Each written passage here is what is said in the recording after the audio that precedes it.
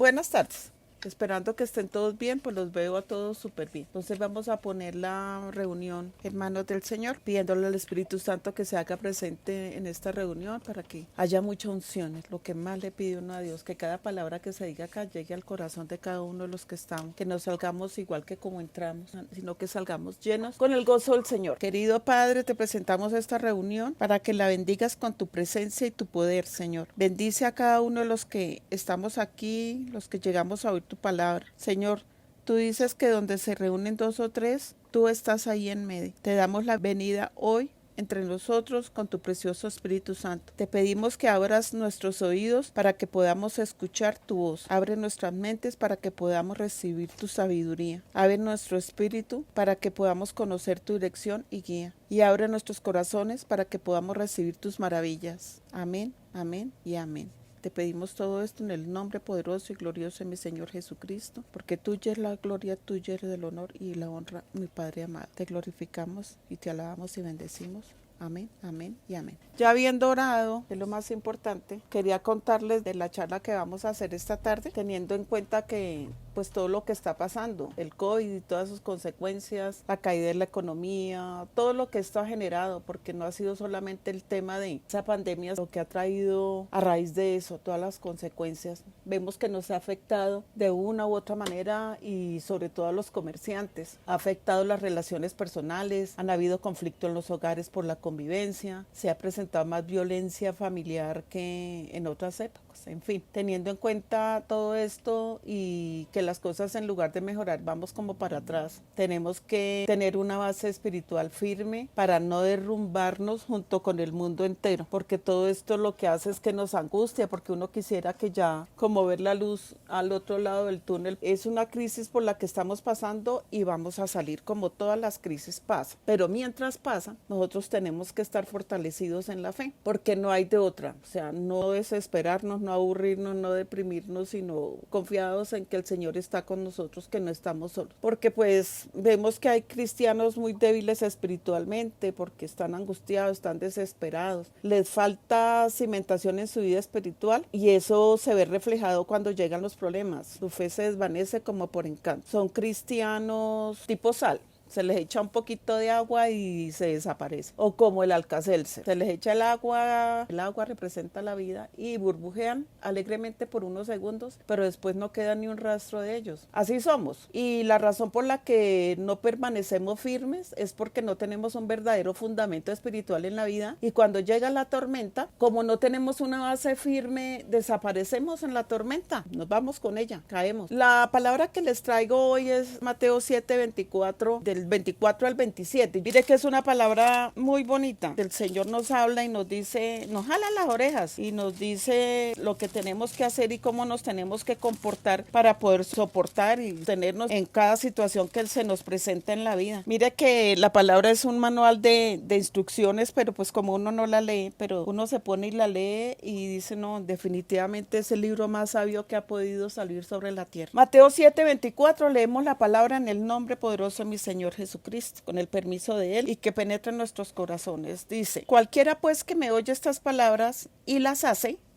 le compararé a un hombre prudente que edificó su casa sobre la roca. Descendió lluvia y vinieron ríos y soplaron vientos y golpearon contra aquella casa y no cayó porque estaba fundada sobre la roca. La roca, ¿quién es? Cristo. Pero cualquiera que me oye, este es en el 26, mire lo que dice el Señor. Pero cualquiera que me oye estas palabras y no las hace, le compararé a un hombre insensato que edificó su casa sobre la arena. O sea, no tiene a Dios en su corazón, está lejos de Dios. Y descendió lluvia y vinieron ríos y soplaron vientos y dieron con ímpetu contra aquella casa y cayó y fue grande su ruina. Eso es lo que le pasa a los que no están fundamentados en Cristo Jesús, no tienen su fe puesta en el Señor. Aquí Jesús está hablando de un fundamento firme en nuestras vidas, donde nos dice que debemos permanecer firmes o pereceremos en la casa que construyamos. Jesús habla aquí de dos clases de constructores, uno prudente, porque construyó su casa sobre la roca, y otro insensato que construyó la casa sobre la arena. Las dos casas exteriormente se parecen. La diferencia está por debajo, en los cimientos, en lo que está parada,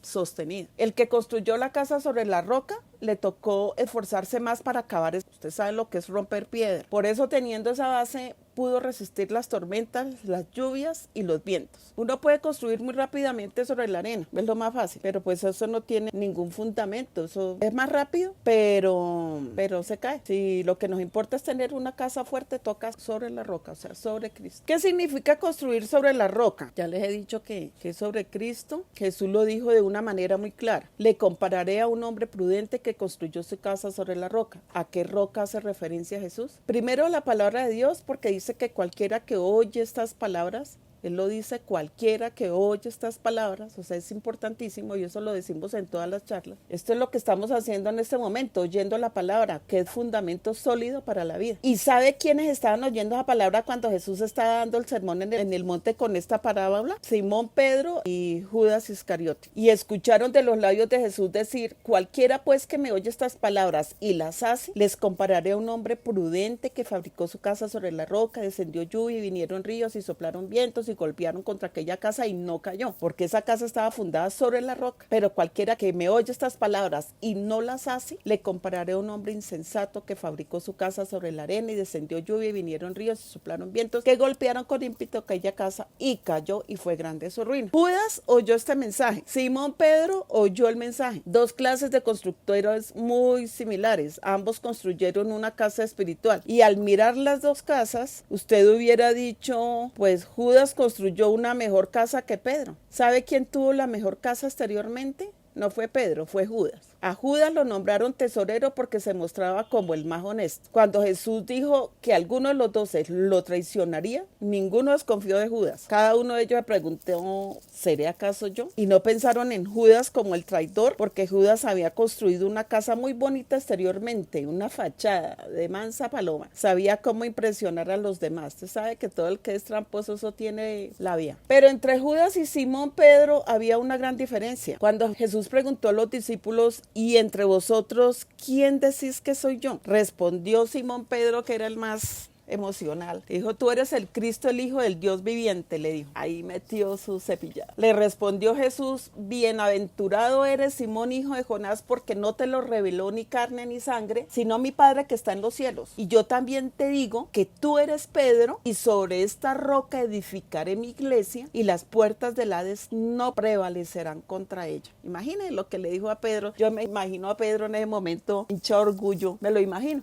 sacando pecho, porque le dijo, mire, esto no se lo reveló ni carne ni sangre, lo reveló fue mi Padre. Y Pedro siempre quería como sobresalir, era el más emocional de todos, el más emotivo. Pero también era un hombre débil, como usted o como yo. Sabía mucho sobre la pesca, pero de construir casas nada. Pero su fe era firme, qué sólido fundamento tuvo, y por eso pudo hacer descansar su fe sobre la roca firme que es Jesucristo. Analicemos lo siguiente. Vino una tormenta fuerte y golpeó con ímpetu la casa de Judas, y vino una tormenta y golpeó furiosamente la casa de Pedro. O sea, a los dos les llegó la tormenta. Y cuando las tormentas pasaron, la casa de Judas estaba destrozada y Judas se suicidó. Hemos visto a través de la historia que Judas nunca tuvo una fe verdadera. En cambio, Simón Pedro sí la tuvo. Cuando la tormenta llegó a la vida de Pedro, algunas tejas de la casa se le rompieron y algunas se movieron del techo, pero la casa no se cayó. Pedro tenía lo real, lo verdadero, conocía a Dios, había escuchado la palabra de Dios, creía en el Hijo de Dios, había doblado rodillas frente a Jesucristo. Es cierto que fue débil en el momento menos indicado, fue temeroso y hasta cobarde, es cierto, pero su casa permaneció firme frente a la tormenta porque estaba construida sobre la roca. Él fundamentó su fe en Dios. Esto es lo que tenemos que hacer nosotros, construir la casa sobre la roca, que es Cristo Jesús, porque todo lo demás es arena movediza, no es más que eso. Muchos de nosotros, si no estamos firmes en la fe, cuando llegue la tormenta, seremos azotados, vencidos, como le pasó a Judas. ¿Y por qué le pasó a Judas? Porque él era solo fachada. Así nos pasa mucho, nos preocupamos más por la parte exterior que la interior. Nos echamos la pintura para el pelo, el mejor vestido, el mejor perfume y poco alimento para la parte interna. No cuidamos la parte interna, poca vitamina, pocos nutrientes. Lo que no se ve de ustedes es mucho más importante que lo que se ve, porque lo que no se ve es lo que sostiene lo que se ve. Más fácil compramos un perfume que una vitamina. Entonces hay que tener un equilibrio para todo, porque cuando lo de adentro se descompone, sin importar que también se vea lo de afuera, no va a poder ser sustentado. Igualmente hay algo en nosotros que debería preocuparnos más que lo que mucha gente ve en nosotros. Ver un cuadro colgado en su oficina de su profesión, eso es lo público, pero realmente eso se ganó en privado primero, porque ese que se graduó se esforzó por obtener ese título, a diferencia de otros que no lo hicieron. Él se esforzó para poder exhibir una victoria pública. La victoria privada suya es más importante que la que todo el mundo ve. La parte de adentro suya debería ser más cuidada que la parte de afuera. Lo más importante que tiene una edificación son las zapatas. Y nadie admira las zapatas porque es que como no se ven, se admiran los acabados, los pisos, la madera, lo que se ve. La zapata se hizo para sostener, no para ser admirada. Entonces nosotros lo que tenemos que asegurarnos es que las zapatas, lo que nadie admira, esté suficientemente fuerte para sustentar todo lo que la gente admira. Porque el día que nos enfoquemos más en lo que admira que en la profundidad, nos vamos a venir abajo. Entonces esta parábola nos va a enseñar acerca de lo que es la importancia del fundamento, o sea, de los cimientos de nuestra fe. Lo primero que dice el verso 24 es que cualquiera que oye estas palabras y las hace, ponga cuidado, y las hace. Hay una expresión popular en el evangelio que dice que el que tenga oídos para oír, que oiga. Uno oye acá ratico en las prédicas, el que tenga oídos para oír, que oiga, porque ustedes saben que la palabra penetra y pisa callos. Esa expresión en los 4 evangelios aparece 8 veces, sin contar las veces que se menciona en el libro de Apocalipsis. Entonces ponga bien cuidado lo que dice. El que tiene oído para oír, que oiga. O sea que hay gente que tiene oído y no lo están usando para oír. Ahí sí, como él dice, no escuchan, oye. Lo que nos quiere decir esta expresión es que el que tiene oído, oiga de tal manera que produzca cambio permanente en él. Eso es lo que nos está diciendo el Señor acá. A esto se refiere Jesús cuando dice el que tiene oído para oír, que oiga, de tal manera que retenga, que lo que retiene produzca efecto. Aquí confirma lo que dice la Biblia cuando dice que la palabra del Señor no retorna vacía, sino que donde cae, produce aquello que Él quiere que produzca. Eso es lo que Él nos está diciendo. Porque hay gente que no deja caer la palabra, no la deja penetrar en su corazón, porque es que no oye.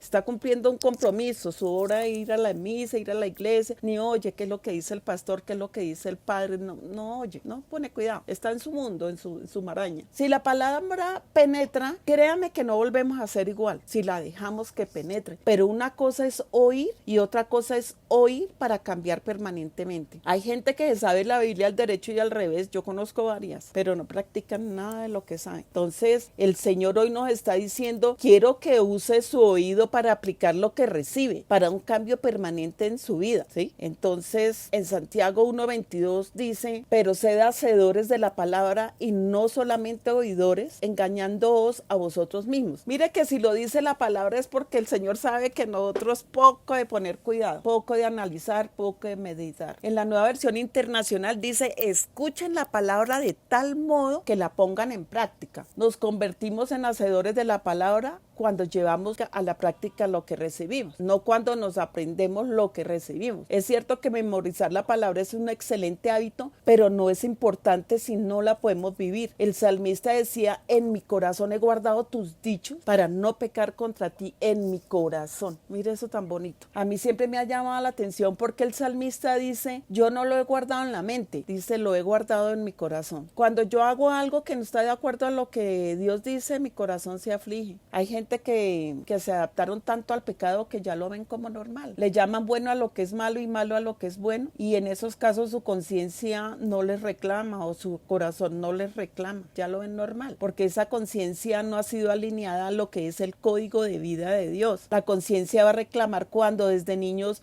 nos educaron para ser personas de bien. ¿Qué dice la palabra? Instruye al niño en su camino y aun cuando fuere viejo, no se apartará de él. Hay muchos niños que fueron educados en escuelas bíblicas y que ya no están en la iglesia, pero lo que aprendieron que no se debe hacer, no lo hacen, porque la conciencia se le educó con base en la palabra de Dios. Entonces vemos que si sufrimos de ansiedad, no somos hacedores de la palabra. Si nos ponemos ansiosos frente a una situación que nos pone nerviosos, somos unos oidores, no hacedores. ¿Qué nos dice la Biblia acerca de la ansiedad? En 1 Pedro 5:7 dice, echando toda vuestra ansiedad sobre él, porque Él tiene cuidado de vosotros. Si lo dice la Biblia es porque saben que nosotros somos ansiosos, vivimos preocupados. Miren lo que dice, cuando usted se hace un practicante de esto, usted se hace un hacedor y no habrá ansiedad que pueda robarle la paz. Y no importa cómo se vea el cuadro, puede verse oscuro, al revés, pero si somos practicantes de lo que dice Pedro, lo superamos. Cuando yo me vuelvo ansiosa, le estoy diciéndole al Señor, tú no puedes cuidarme, no me puedes dar para pagar el arriendo, para la cuota de la casa, para el carro. Y hablo por mí, o sea, yo pienso que a la mayoría le pasa eso, no sé, a mí me pasa eso, cuando no tenemos para la cuota de la tarjeta de crédito, en fin, y el Señor me dice, pero luego no le he dicho que eche toda su ansiedad sobre mí, ¿qué puedo hacer más? ¿Cómo quiere que lo diga? Me sigue reclamando que no ha podido tener hijos, que no se ha podido casar, que a usted se le olvidó todo lo que le prometí, bla, bla, bla, bla. Practique mi palabra, mija, no hay de otra. Echa sobre mí toda tu ansiedad porque yo tengo cuidado de ti. El Señor nos dice que conoce nuestra necesidad antes de que nos llegue. Yo ya tengo la respuesta antes de que tú me hagas la pregunta, nos dice. No hay nada que a ti te pase que yo no lo sepa. Entonces, ser hacedor de esta palabra es que cuando venga la ansiedad y que no me quiere dejar dormir, decir, mire Señor, en paz me acostaré y así mismo dormiré, porque solo tú me haces vivir confiado. Yo casi no duermo y mi hermana me dijo, póngase a practicar esa palabra, póngase a decirla y verá el resultado que le va a dar. Y sí, así ha sido. Empiezo a orar y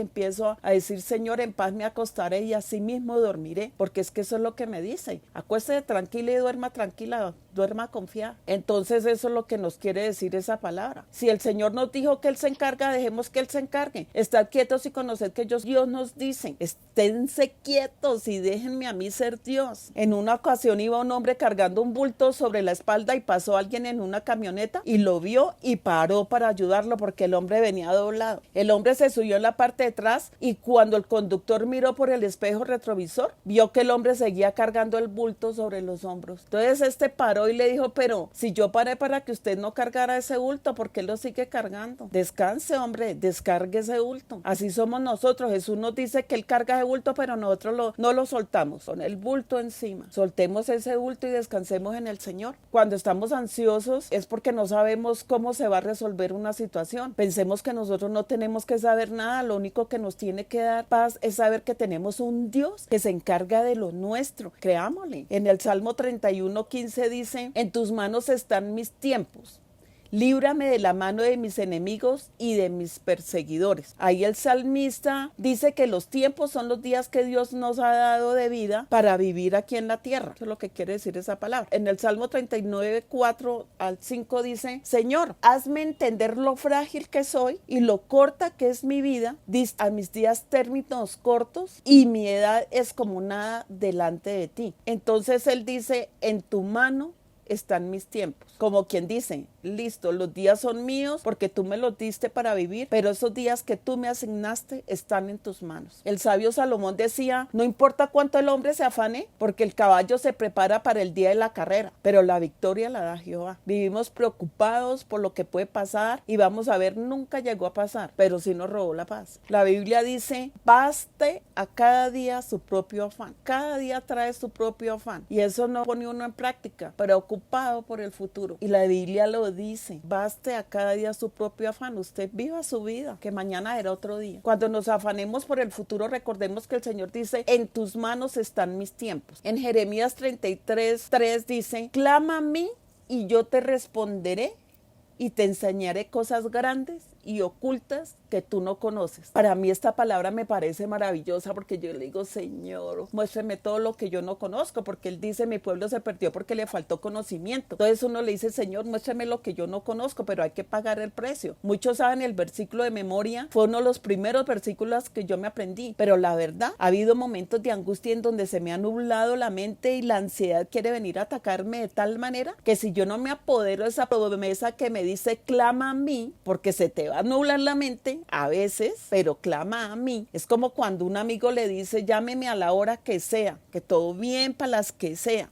Eso es lo que le está diciendo a uno el Señor. clame a mí, que todo bien para las que sea, a la hora que sea. Eso es lo que nos dice el Señor con esta palabra. También dice que nos enseñará cosas grandes y ocultas que no conocemos. Nos gustaría saber el futuro y eso nos daría paz. O tal vez no, porque saber uno que va a morir todo el día, pues tampoco como que no es chévere. Acá en Bogotá hay una iglesia donde dan profecía y eso no le cabe a la gente. Yo fui y sí me dijeron lo que iba a hacer yo en mi vida, pero no entendía. Cuando me lo dijeron no entendí. Ahora cuando hago ya recordación, yo digo, ay, ¿verdad que me dijeron tal cosa? Pero allá la gente va más por la profecía, por lo que le van a decir, que por buscar la presencia de Dios. Van más por eso. A la gente le fascina eso, pero no le gusta pagar el precio para que Dios nos hable. El Señor nos habla también. Cuando nosotros tenemos una intimidad con Él nos habla. Encerrarnos en la intimidad con Él y tenemos el encuentro con Él y es como hablar con un amigo. Él nos habla. Desconectarse el celular y ser capaz de decir, no me llame porque voy a tener un encuentro con Dios. Hay mucha gente en las iglesias que están oyendo la prédica o no, la están oyendo, están ahí sentados y están chateando, están mirando a ver qué hay en Facebook de nuevo. Lo he visto. Queremos las respuestas del Señor, pero no queremos pagar el precio. Y mire que sí, el Señor habla. Cuando nosotros íbamos a esa iglesia a ayunar todos los días, el Señor nos hablaba. Que nos digan qué va a pasar rapidito, pero no queremos pasar el tiempo con el Señor. Y los profetas son importantes. Y es más, yo creo en el don de profecía. Sin embargo, es mejor esperar la respuesta de Dios y no la de un hombre. Ese trato de Dios con nosotros no se puede reemplazar por nada ni por nadie. Es bueno ir a la iglesia, pero eso no reemplaza la intimidad que se pasa con Dios. Uno a la iglesia va a aprender palabra, pero la practica ya en los secretos, reclamándole al Señor lo que le dijo. Mire, Señor, a mí me enseñaron hoy que tú dijiste tal cosa y yo la estoy reclamando acá.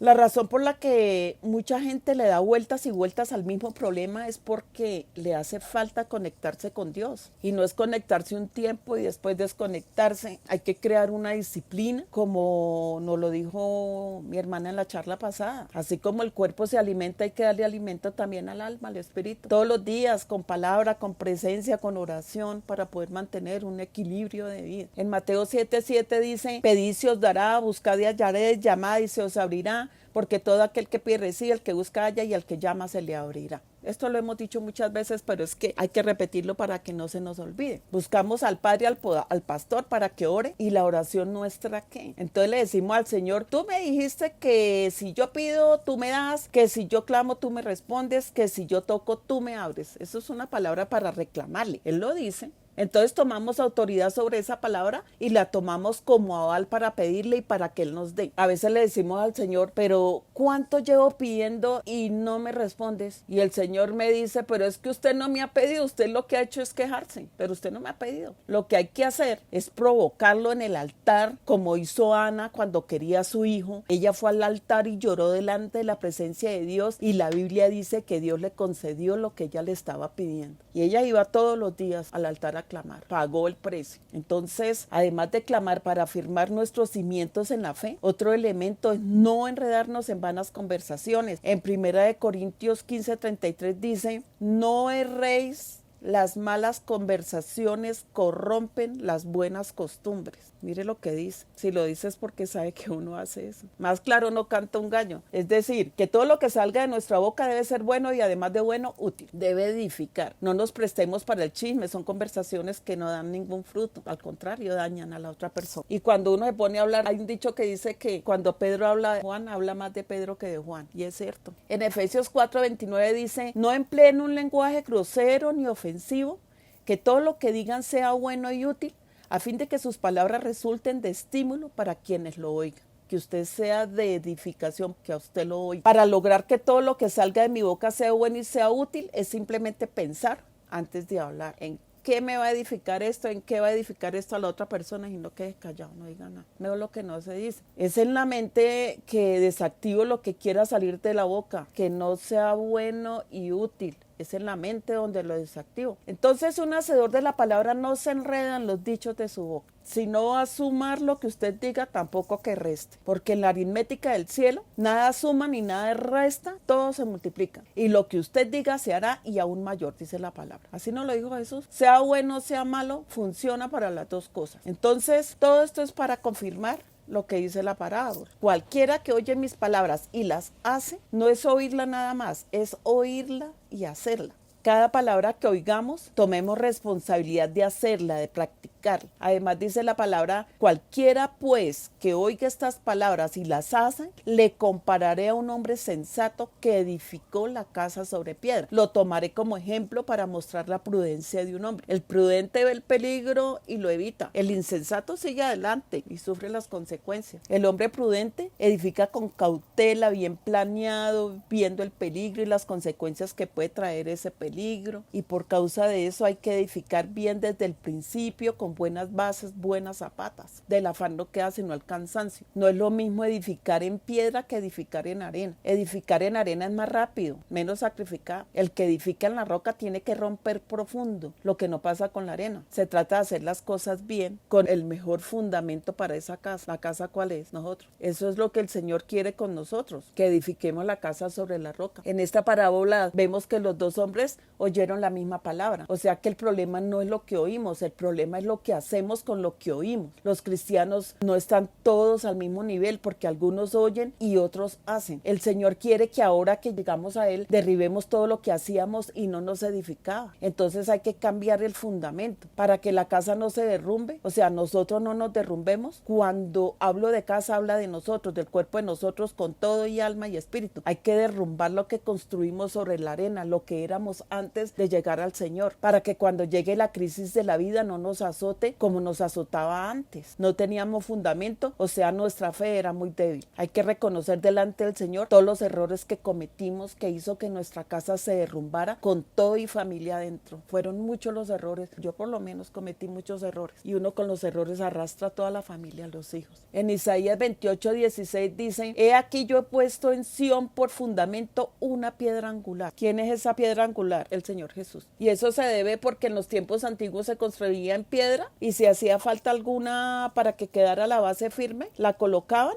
y esa acababa de ajustar a las otras y la base quedaba firme. A esa piedra se le llamaba piedra angular y así la edificación era segura. Jesús es nuestra piedra angular, la que nos brinda nuestra seguridad espiritual. No hay que edificar sobre lo que se tiene porque lo que se haga